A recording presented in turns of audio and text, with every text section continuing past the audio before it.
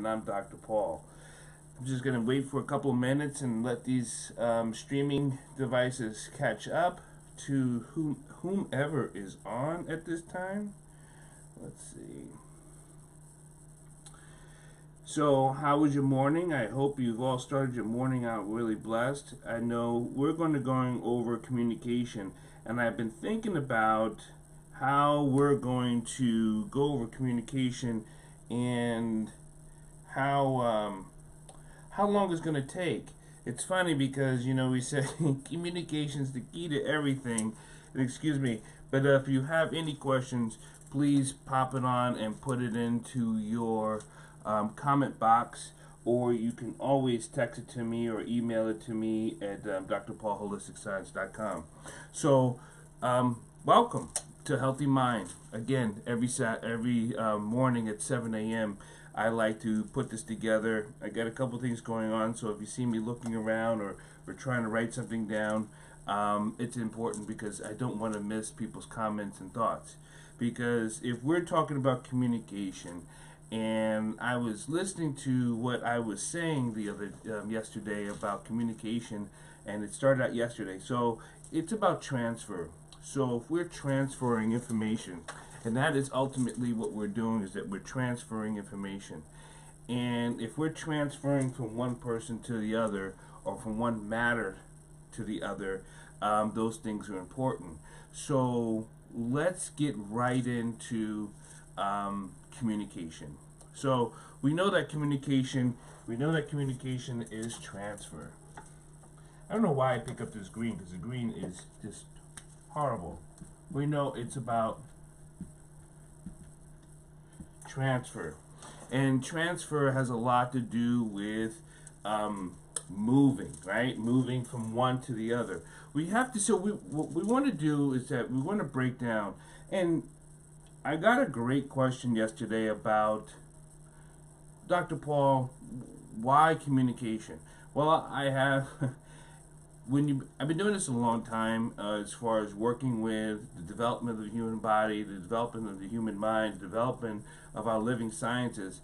And it brings me back to what I was talking about with my grandchildren, but it actually has me thought about one of my own children. One of my own children, when she was born, now, most of you don't know, I have 9 children. And so this was the 6th girl. And in the 6th girl, she was in the crib when she was born.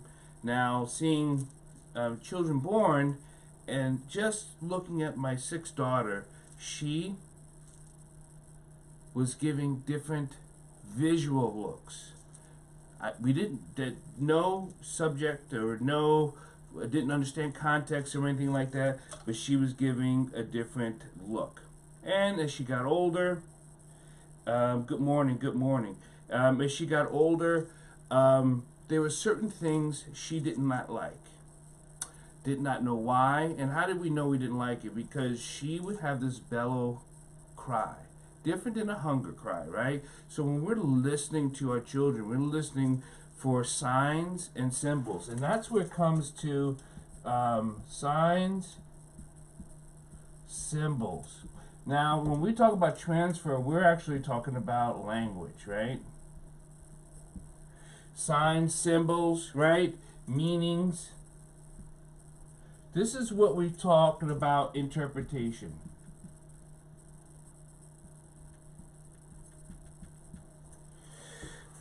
So this is where we're talking about interpretation. We're trying to interpret some symbols, some meanings, some signs, and we also do this with music. And I don't want to get off track. So when she was crying, we had to figure out what was bothering her. So not knowing, she didn't know our language yet because she's a newborn. So what do we have to do? We have to concentrate.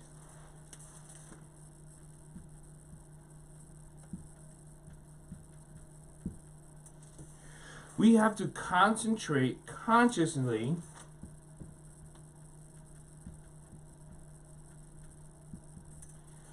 on what she was trying to relay. not what what she can get from us, what she was trying to relay. As we were doing that, we began to understand what her language was. Now, do many of us have this time that we could do this with a coworker or with a family member? But therein lies, I think, the suicide problem.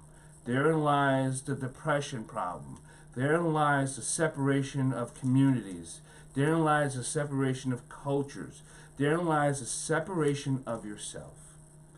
If you have a difficult time taking time to have a consciously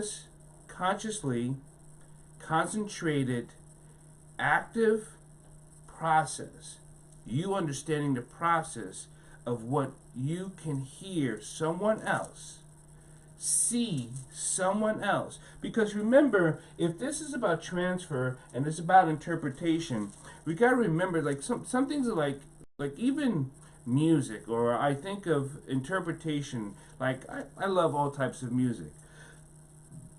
But if you listen to different types of music, like Chinese music, Hindu music, their music's a lot differently. Their music, we always say music's very emotional. We say music can soothe the savage beast. Again, that goes back to transfer and interpretation.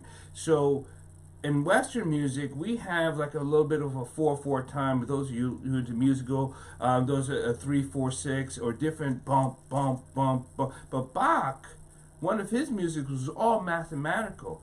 It was all mathematical, and yet we can feel something in the mathematical term. So why is that? Is it because we are developing the transfer, what we are having within ourselves? And that's the transfer. And communication has more to do with transfer and interpretation. Now, when we are transferring, we got to get understanding, like, how does this process work? So let's just take, if we read something, right? If we read something, that's a text. So we know if we're reading, we got to go with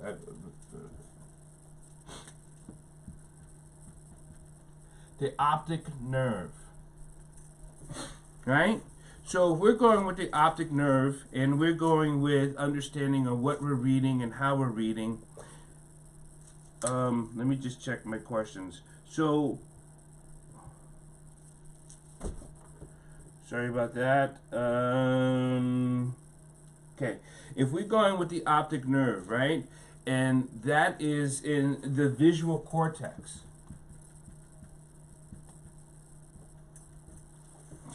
That's in the visual cortex. That's in the top of our head. So, neurosciences, we have understood that we don't know how things move. And I love neuroscience. And I've always loved sciences and understanding how we process things. But in neuroscience and neuroanatomy, and we'll get into the anatomy of the optic nerve, of the visual cortex, and also we have the and then if we hear something, we have the auditory cortex. If you notice, this is starting to go right back into our brain, right? And because that's where we have interpretations of signs, symbols, meanings, and wow, what did I write there? That function. Anyway, signs and symbols and meanings. Huh. I gotta slow down my writing. Good. See, that's funny. Interpretation. What was I trying? What was I trying for? Functional. Sorry. So, but anyway, so we have different, like the visual cortex is on the top of our head. Our auditory cortex is in the back of our head. And we know that, talking about this before, when we're talking about the healthy mind, we have to understand the brain. We have to understand the process of the brain. So we have we call the Broca area. It's funny because we know that the Broco area is named after one of my namesake, is Paul. And again, studying this area, he came up with around the 1860s understanding of how the brain was and where the things function in the visual cortex, with the auditory cortex, because we know that language has different meanings.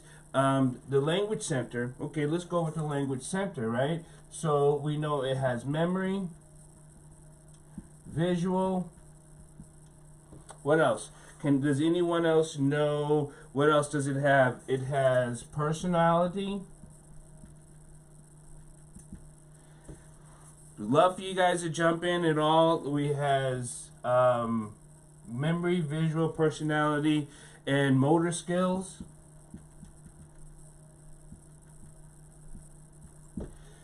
This is why when we're studying even our martial sciences, and our martial sciences, and the reason why you hear me mostly call it, someone had asked me who don't study martial arts, why do you call it martial sciences? Because the martial sciences were always about the living sciences.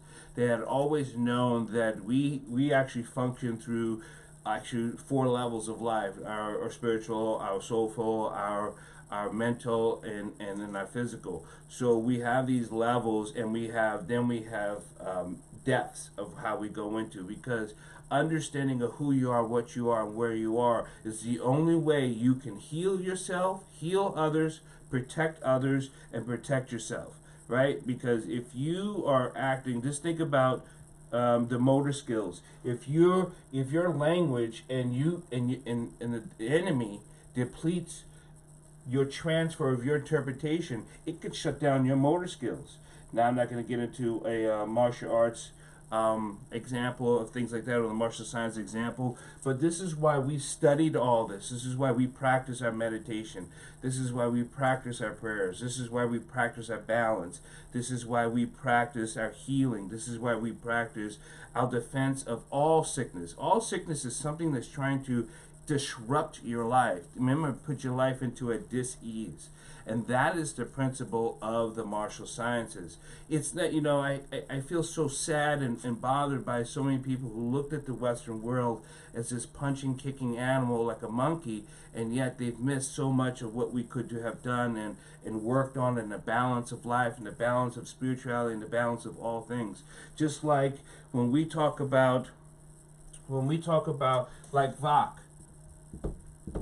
You've actually heard this before. You know why? Because in Sanskrit, and there it goes with old languages. And Sanskrit was one of the oldest language.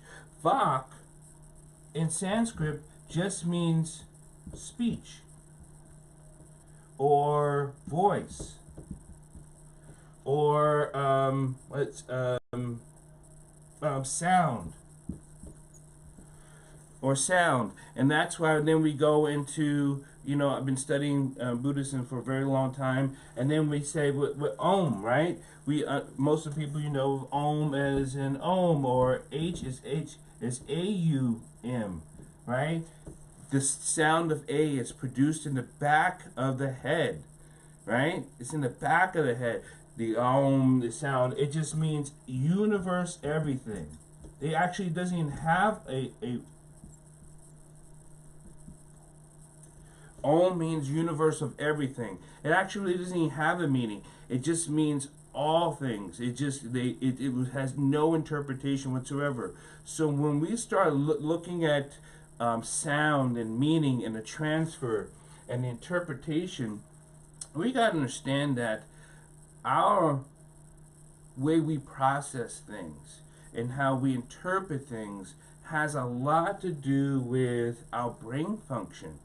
And if our brain function has everything to do with interpretation, then we could be missing so much of our own life. And the reason why we could be missing so much of our own life is because we could be blocking the interpretation that we are having.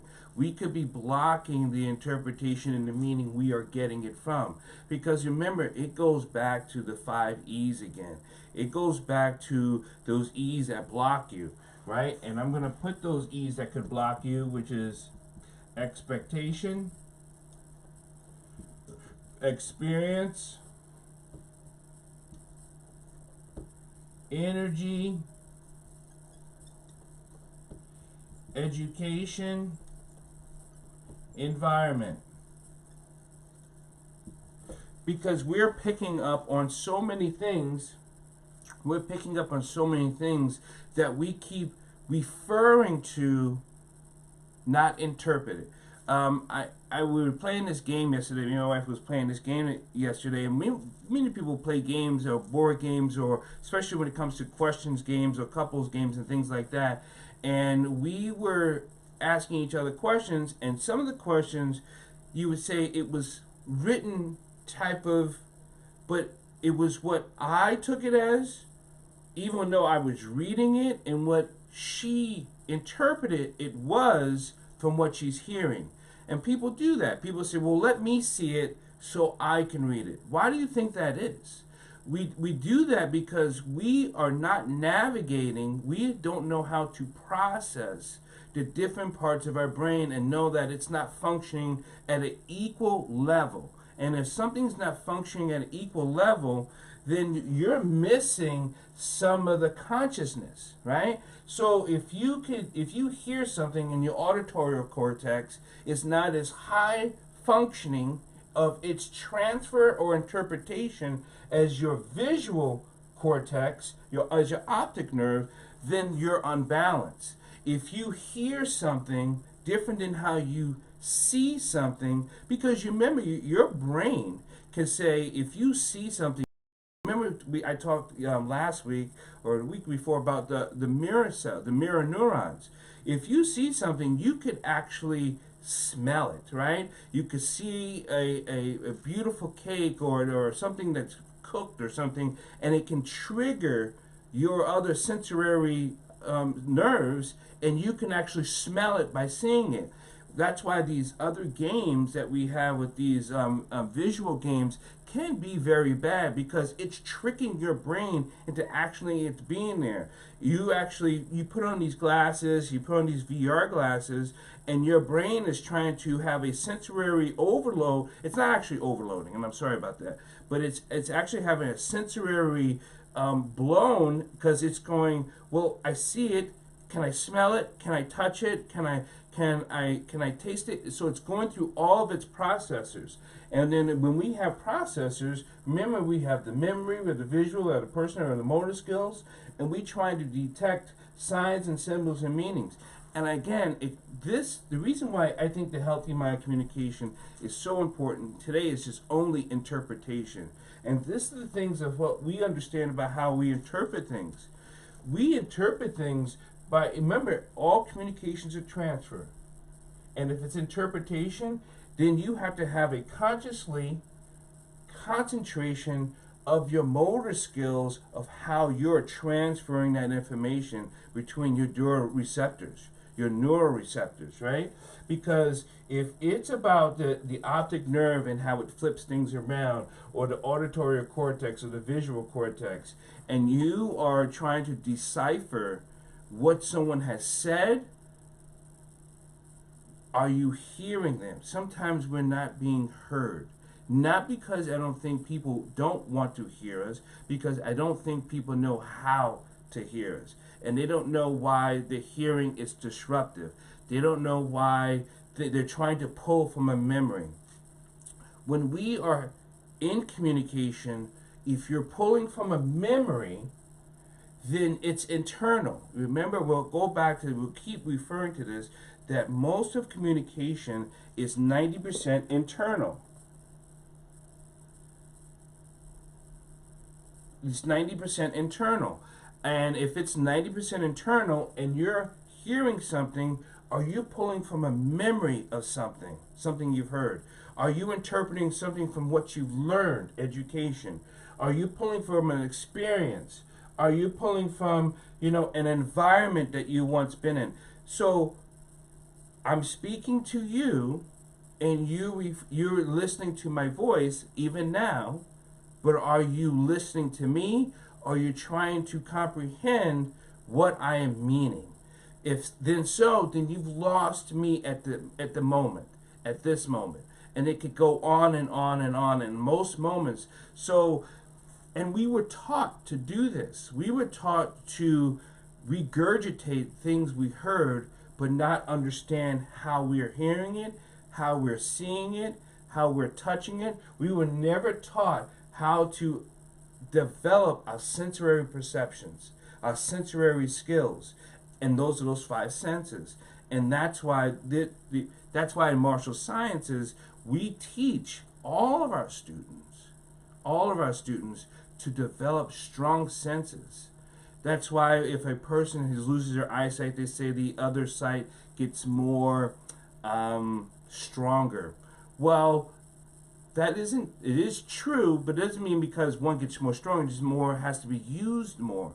We do that all the time. Most people eat food by sight, without taste, right? Most people do things with more specific, I have a taste sensation. But most people eat food by more smell, right? Or so you have the ability to have a different transfer or interpretation. We're